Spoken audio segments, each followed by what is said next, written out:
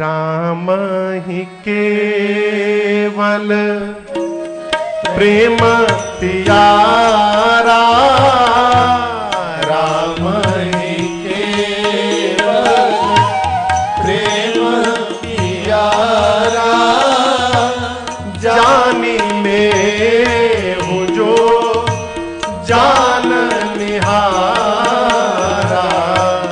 जानी ले हूँ जो जान निहारा। जो प्रेम गली में आया नहीं, जो प्रेम गली में आया नहीं, प्रियतम का ठिकाना क्या जाने। जो प्रेम गली में आया नहीं, प्रियतम का ठिकाना क्या जाने। जो प्रेम गली में आया नहीं, जो प्रेम गली में आया नहीं, प्रियतम का ठिकाना क्या जाने। प्रियतम का ठिकाना क्या जाने। जिसने कभी प्रेम किया ही नहीं, जिसने कभी प्रेम किया ही नहीं, वो प्रेम निभाना क्या जाने। जिसने कभी प्रेम किया ही नहीं, वो प्रेम निभाना क्या जाने। जो प्रेम गली में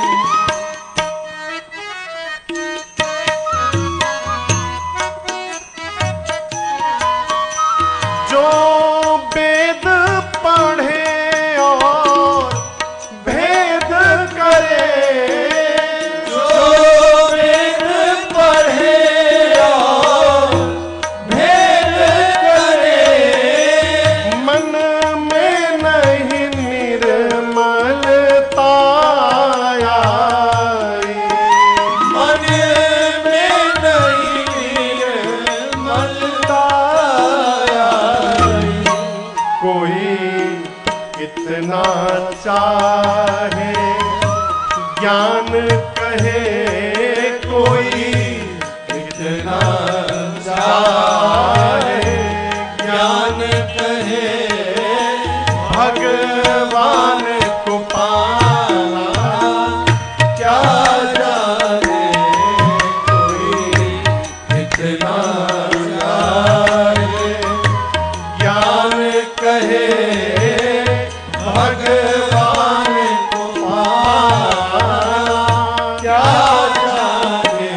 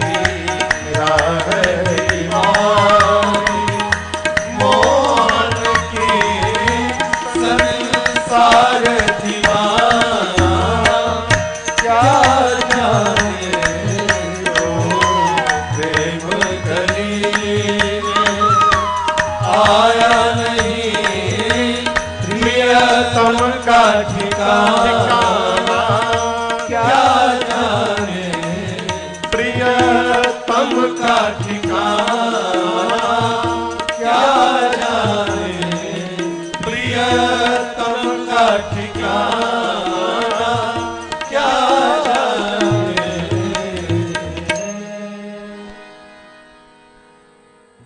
जिसने कभी प्रेम किया ही नहीं, वो प्रेम निभाना क्या जाने, जो प्रेम गली में। भगवान शिव कहते हैं कि राम जी को केवल प्रेम प्रिय है, ज्ञान नहीं कहा, वैराग्य नहीं कहा, राम ही केवल प्रेम प्यारा। राम जी ने कोल भीलों को बहुत दुलार किया, बहुत ममता लुटाई, विदा किया है। गोस्वामी जी कहते हैं चित्रकूट के उस आश्रम में, कुटिया में लक्ष्मण भैया और मां जानकी के साथ भगवान उतने ही आनंद में रह रहे हैं जितने आनंद में देवताओं के राजा इंद्र देवलोक में मां सची और पुत्र जयंत के साथ रहते हैं।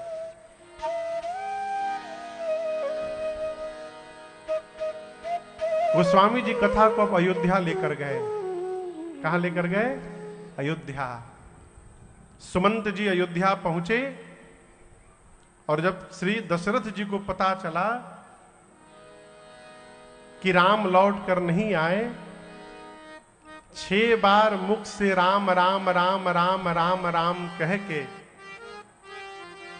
महाराज ने तुरंत अपने प्राण का त्याग कर दिया। 6 बार क्यों कहा? सुमंत जी जिस रात पहुंचे थे, राम जी के बन जाने के बाद वो अयोध्या की 6वीं रात्रि थी। गोस्वामी जी कहते हैं कि महाराज कहने लगे कि कौशल्या, मुझसे श्रेष्ठ तो मछलियां हैं, जल से बिछो होते प्राण का त्याग कर देती हैं।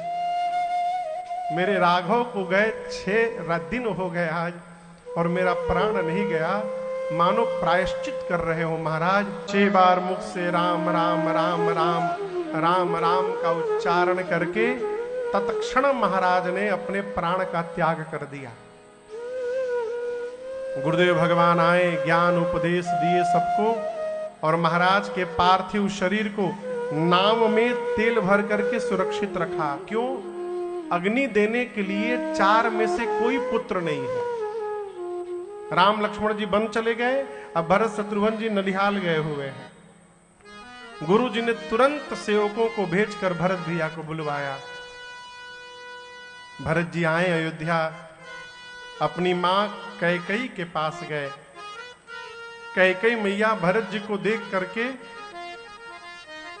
उछाह में द्वार पर गई, आरती उतारी, दुलार करके ला करके कमरे में बिठाई और कहीं भरत मामा के घर सब ठीक है ना आपके? भरत जी बोले मां वहां तो ठीक है। भरत के घर में सब ठीक है ना मां? मां पूछी क्यों पूछ रहे हो? भरत जी बोले मां, आज के पहले जब जब मैं बाहर से घर लौटा हूं तो द्वार पर मेरी तीनों माताएं मेरे लिए खड़ी दिखाई पड़ती थी। आज केवल आप अकेली खड़ी थी। और मैं जब अयोध्या में आया हूं मां, तो ये अयोध्यावासी न जाने क्यों आज मेरा मुख नहीं देखना चाहते थे। मेरे घर में सब कुशल है ना मां? कैकेयी ने कहा भरत कुशल तो मैंने सब कर लिया था, मंथरा ने बड़ी सहायता की मेरी, लेकिन क्या कहूं ब्रह्मा जी ने एक काम बिगाड़ दिया बीच में। भरत जी पूछे क्या हो गया?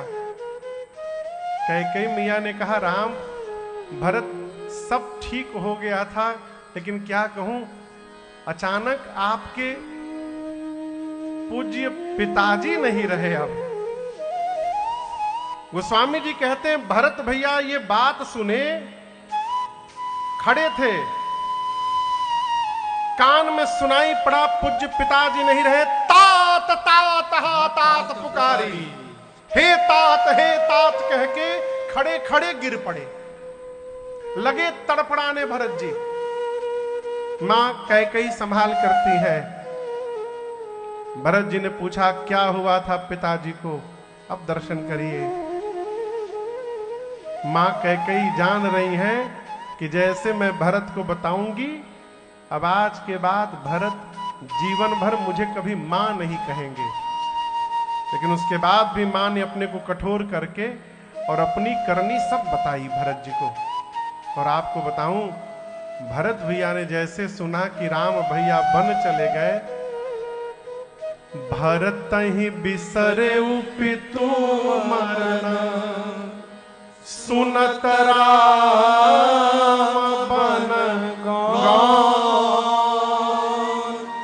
हे तू अपन पाँव जान जिया, हकीर रहे धरी मौन। भरत भैया सुने कि राम भैया वन चले गए। राम जी के वनवास की सूचना मिलने के बाद भरत जी पिताजी की मृत्यु भूल गए। जो अब तक तात तात चिल्ला रहे थे, भूल गए कि मेरे पिताजी नहीं रहे, मेरे भैया वन चले गए। गोस्वामी जी कहते हैं भरत जी स्तब्ध हो गए, कल्पना तक नहीं थी इस व्यवहार की। मन ही मन अपने को कोसने लगे, दौड़ कर गए मां कौशल्या के पास और गोद में बैठकर कहने लगे, मां यदि भैया के वनवास में मेरी तनिक भी सहमति है मां, तो जो पाप गुरु की हत्या से लगता है वो पाप मुझे लग जाए, जो पाप माता पिता की हत्या से लगता है मुझे लग जाए मां। भरत जी 28 पाप गिनाए मां कौशल्या को, मैं ये सब पाप लेने को तैयार हूं मां। मां कौशल्या ने समझाया, भरत मैं जानती हूं सूर्य प्रकाश को सूर्य अंधकार को समाप्त करते हैं, यह संभव है कि अंधकार सूर्य को समाप्त कर दे। यह भी संभव है कि मछली जल से निकल करके मरे नहीं जीवित रह जाए। यह भी संभव है कि ज्ञान होने के बाद भी मोह समाप्त न हो। लेकिन भरत, मेरा पुत्र भरत अपने भैया के राम के विरुद्ध जाकर कोई व्यवहार करेगा, ये किसी युग में संभव नहीं है भरत, ऐसा कदापि नहीं हो सकता है। ये मां का विश्वास है। अगला दिन हुआ, गुरुदेव आए, सरजू जी के किनारे भरत भैया ने पिताजी को मुखाग्नि दिया है। श्राद्ध कर्म हुआ और उसके बाद श्रद्धांजलि सभा बैठी। श्रद्धांजलि सभा में एक जगत की नायक चर्चा करके गुरु जी ने कहा, भरत जी देखिए, आपके पिता दशरथ जी को प्राण से प्रेम नहीं था, वचन से प्रेम था। यदि दशरथ जी को प्राण से प्रेम होता भरत जी, तो आपके पिताजी प्राण बचा लेते और वचन का त्याग कर देते।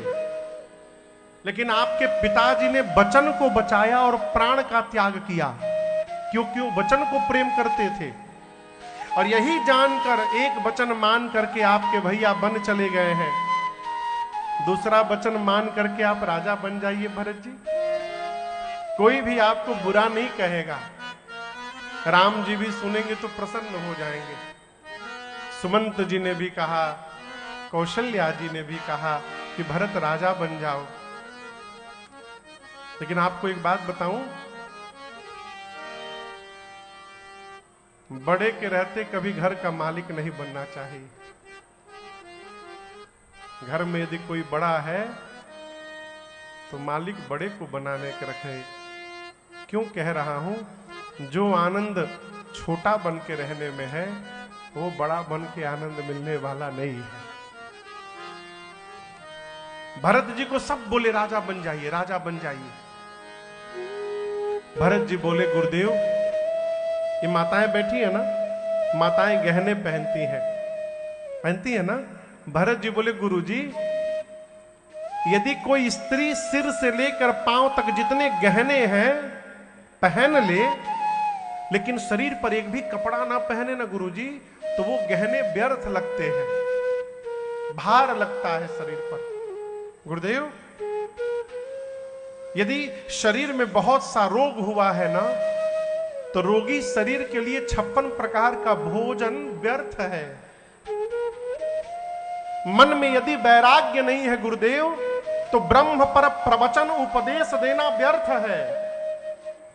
यदि हृदय में प्रेम नहीं है, तो ये जप तप व्रत पूजा करना बिना प्रेम के गुरुजी सब व्यर्थ है।